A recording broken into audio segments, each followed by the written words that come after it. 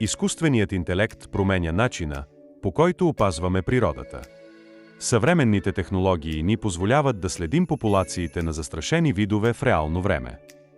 С помощта на AI учените анализират снимки и видеозаписи от спътници и дронове, за да идентифицират животните, да изчислят техния брой и да проследят тяхното движение, дори в най-отдалечените райони.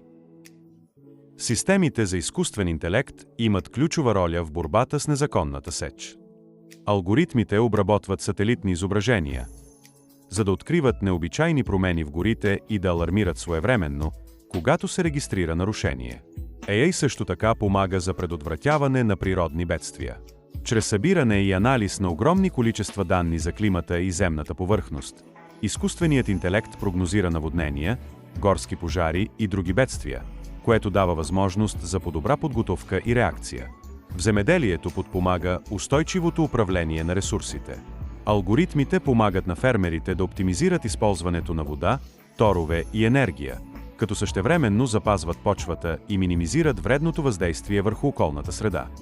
Изкуственият интелект и природата се съчетават по уникален начин, за да ни помогнат да защитим света около нас и да създадем по-добро бъдеще.